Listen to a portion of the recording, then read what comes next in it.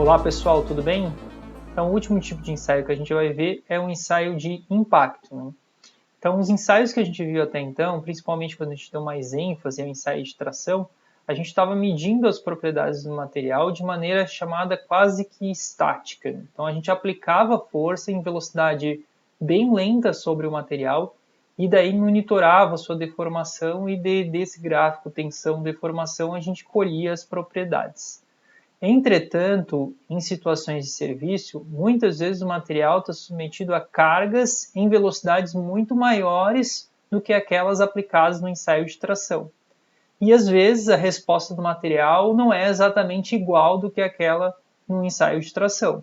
Então vamos supor, que eu projetei um determinado para-choque de um carro e eu resolvi fazer esse para-choque em um polímero, um polipropileno. Eu vou lá, faço um ensaio de tração e vejo que ele deforma, sei lá, 60% até acontecer a ruptura. Beleza, então ele vai deformar bastante até acontecer a ruptura. Eu coloco o para-choque do carro lá e na hora que tem uma batida, aquele material, aquele para-choque se deformou 5% e rompeu. Então eu penso, mas o que aconteceu, né? Ali, a forma que foi aplicada a carga acabou resultando em diferente comportamento ou resposta do material. E para a gente ser mais fiel ao que estaria acontecendo na situação prática, na situação de serviço, um ensaio de impacto, nesse caso, ia refletir mais as condições reais do que um ensaio de tração. Então, quando um determinado material é submetido a algum tipo de impacto rápido e intenso, então uma elevada taxa de deformação, ele geralmente vai se comportar de maneira bem mais frágil do que aquele que a gente mediu no ensaio de tração. Então, aquela ductilidade que a gente mediu lá, a gente está dando tempo para todas as cadeias se movimentarem, tempo para todas as discordâncias, no caso dos materiais metálicos, se movimentarem no material, e daí acontecer a ruptura devido a uma propagação de uma trinca, enfim. Já quando a gente submete ao material uma carga em um intervalo de tempo muito pequeno, ele não tem tempo suficiente para movimentar as cadeias e aí é mais fácil, às vezes, movimentar uma trinca e romper o material do que acontecer a deformação, né?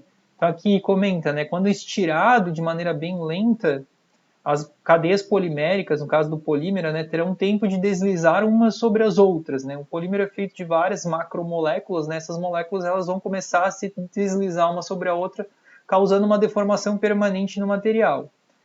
Quando uma grande carga é aplicada em um curto intervalo de tempo, esse material se comporta de maneira frágil, porque a gente não dá tempo suficiente para elas escorregarem uma sobre a outra. Aí o material vai propagar uma trinca e vai se romper. Por isso que é importante o ensaio de impacto. Aqui só uma tabela correlacionando situações típicas, na verdade não são situações típicas, mas situações de impacto, de velocidade de impacto, em comparação com o ensaio convencional de tração. Então, geralmente um projétil de uma arma de fogo chega a velocidades aí de 3.300 metros por segundo, enquanto um saque de tênis aí tem uma variação relativamente alta, de 330 aqui, e um ensaio de impacto aqui, o ISOD, que é uma das que a gente vai ver, ou ISOD, é de 33 a 330 metros por segundo. Enquanto que o ensaio convencional de tração, aqui a gente está trabalhando com 0,033 a 0,33 metros por segundo. Vê que é uma velocidade de impacto bem diferente, o que pode causar uma resposta bem diferente no material também. Então, na hora que vocês vão selecionar um ensaio, que vocês vão caracterizar a peça, é importante que ele reproduza alguma situação de serviço. Aí dali vocês podem colher mais informações. Entretanto, o ensaio de impacto ele não vai colher todas aquelas propriedades do ensaio de tração. Então, para projeto, o ensaio de tração ainda continua sendo bem importante. Porém, se a gente vai caracterizar uma peça que vai ser submetida em serviço a alguma carga de impacto, é interessante sim se trabalhar com ensaio de impacto. Como que é feito então um ensaio de impacto padronizado? Eles são feitos em pêndulos, eu vou mostrar mais ou menos como funciona o ensaio no próximo slide, mas ele é feito em amostras que são entalhadas. O entalhe é como se a gente colocasse uma trinca de maneira proposital no material. Então ele vai avaliar qual que é a energia suficiente para propagar aquela trinca no material. A gente estaria trabalhando numa situação mais conservadora à medida que a gente vai colocando aquele entalhe no material, né? O pêndulo, ele tem uma determinada carga, que a gente está vendo aqui na imagem, né? Então essa carga aqui, ela vai estar posicionada aqui em cima, né? Essa carga aqui. A nossa amostra, ela vai ser posicionada aqui embaixo, e vai ter um entalhe na amostra que a gente vai colocar. A gente vai soltar esse pêndulo com essa determinada carga, ele vai se movimentar nesse sentido aqui, até bater na nossa amostra, né? Então ele vai estourar a nossa amostra e vai continuar o movimento. E subir até uma determinada altura. Então, altura 2. Em relação à altura inicial, que é a altura H1 aqui. Então, o que está acontecendo? Está acontecendo que a energia potencial proveniente dessa carga aqui do pêndulo, do peso do pêndulo, vai se transformando em energia cinética à medida que ele vai caindo aqui. Ele vai bater com a nossa amostra no máximo de energia cinética e daí ele vai subir e vai se transformando novamente em energia potencial. Se a nossa amostra absorver bastante energia durante a fratura, esse pêndulo não vai subir tanto. Se a amostra absorver pouca energia durante a fratura, esse pêndulo não vai quase nem sentir a presença dessa amostra, vai quebrar ela e vai subir até lá em cima. Então, à medida que a altura que o pêndulo sobe aqui, a gente consegue encontrar qual que é a energia absorvida pela amostra durante o ensaio. E essa é a energia de impacto que aquele corpo de prova absorveu. Existem diferentes métodos ou formas de posicionar o corpo de prova. Então, quando a gente posiciona o corpo de prova dessa maneira deitada, então o corpo de prova é esse carinha aqui, né, a amostra que a gente está testando e o entalhe que a gente colocou ali, o pêndulo vai bater exatamente no entalhe e vai quebrar esse corpo de prova. Então, quando a gente posiciona dessa maneira aqui, a gente fala que é um ensaio do tipo Charpy, e quando a gente posiciona de maneira vertical aqui o corpo de prova, a gente fala que é um ensaio do tipo ISOD ou ISOD, né? É interessante falar também que o ensaio de impacto ele te dá mais valores qualitativos do que quantitativos.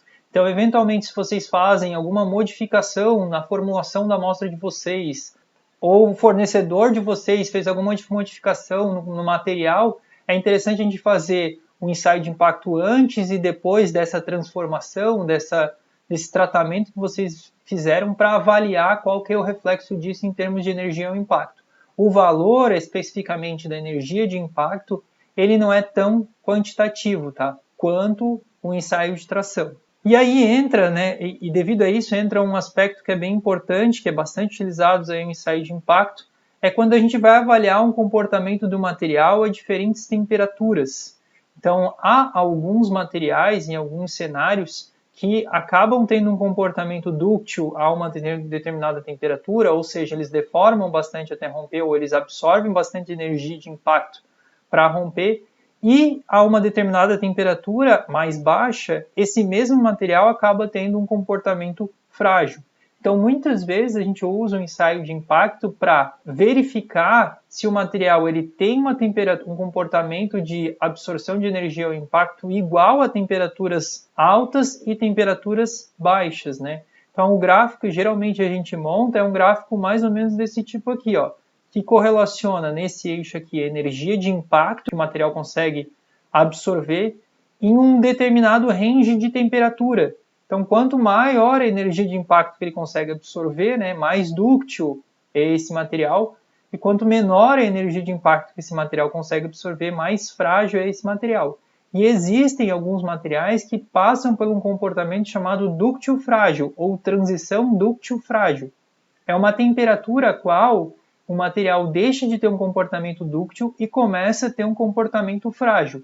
Então, vamos supor que a gente tem um aço e a gente vai caracterizar ele via um ensaio de tração, e a gente vê que ele deforma bastante até acontecer a ruptura, tem um comportamento dúctil. Eu vou lá, coloco ele numa máquina de ensaio de impacto e faço o ensaio e vejo, pô, ele tem um comportamento dúctil, ele absorve bastante energia até acontecer a ruptura. Eu projeto a minha peça, coloco ela em serviço, só que em serviço ela vai ser submetida a situações ou temperaturas abaixo da temperatura zero aqui. Então, o que vai acontecer com esse material, né? se ele for submetido a um determinado impacto a essa baixa temperatura, pode ser que ele já não tenha mais aquele comportamento dúctil que eu caracterizei e comece a ter um comportamento mais frágil. E isso, para determinadas aplicações, é bem restritivo, né? Então, existe historicamente relatos que isso aconteceu com as soldas do Titanic, né? Então, o aço utilizado para a confecção das soldas do Titanic apresentava uma transição dúctil frágil, então ele tinha um comportamento frágil a baixas temperaturas, foi submetido a impacto em serviço e veio a trincar e aconteceu tudo que a gente já sabe, né? Polímeros, em geral, os materiais poliméricos, eles têm essa temperatura de transição. Os aços, os materiais metálicos, existem alguns aços que têm, alguns aços que não têm, né? Em termos de contexto histórico, também tem um acidente que aconteceu em 1984 com o ônibus espacial Challenger, que também foi correlacionado com essa temperatura de transição dúctil frágil de um elastômero, né? Então ele chegou a temperaturas relativamente baixas ali durante o lançamento, e ele era um ringue de vedação do tanque de combustível, então acabou se fragilizando, não tinha mais o comportamento de um elastômero. Aí começou a vazar combustível e aconteceu uma tragédia que foi televisionada para o mundo inteiro ao vivo. Então existem alguns fatos aí históricos que acabaram nos ensinando a sempre caracterizar o material em diferentes temperaturas, se eventualmente em serviço ele pode ser submetido a diferentes temperaturas, né? E o ensaio de impacto é uma boa forma de fazer essa caracterização.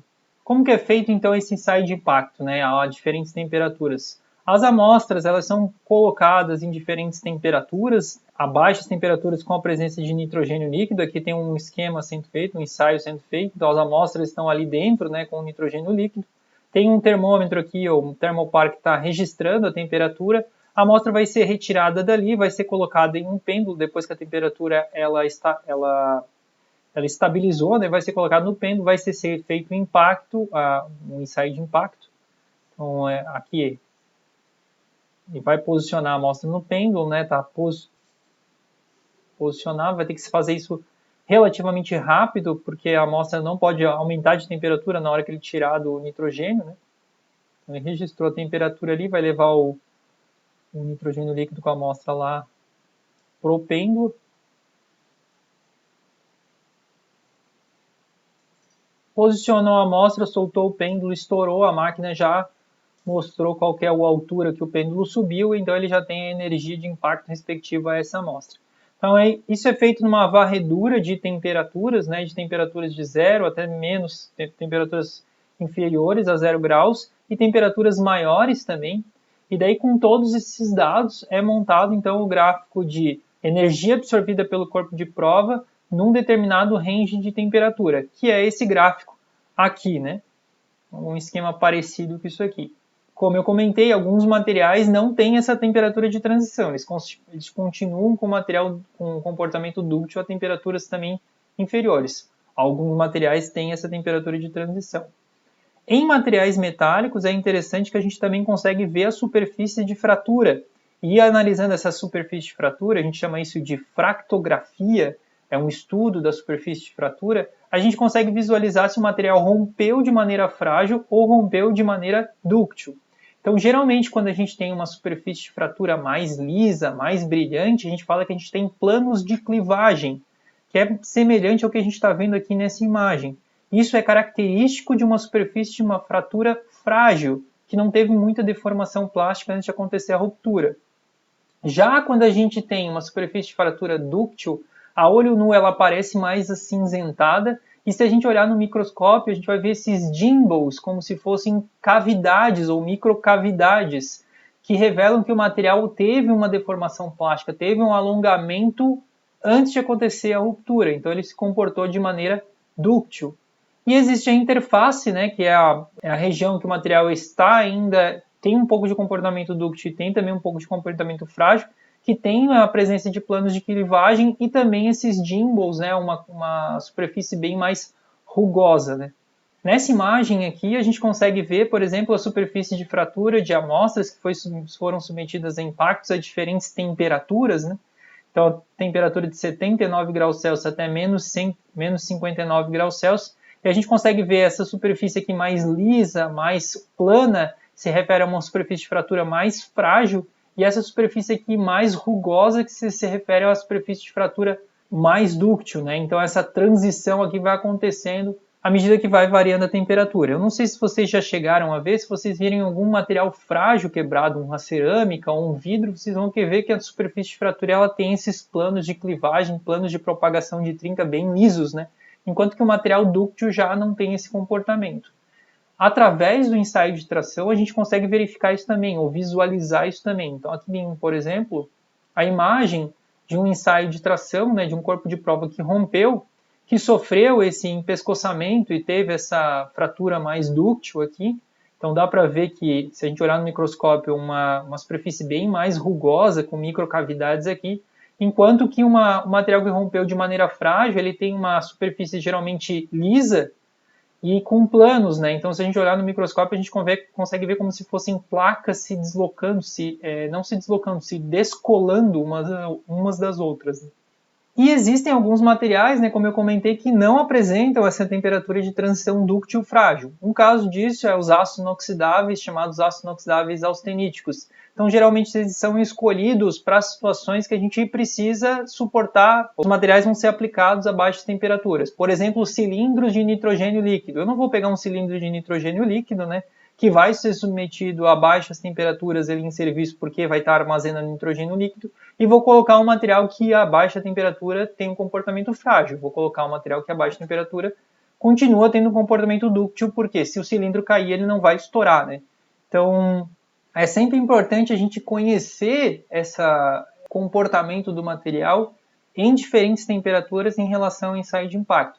Assim sendo, um ensaio de impacto ele é muito utilizado na prática para monitorar uma determinada mudança de propriedade em função da temperatura, principalmente esse caráter aí de dúctil para caráter frágil, e também para simular um estado triaxial de tensões, né, com uma velocidade de aplicação de carga muito alta, para ver qual que é o comportamento do material, que seria um impacto, se em situações de serviço ele for submetido a esse tipo de aplicação de carga, né?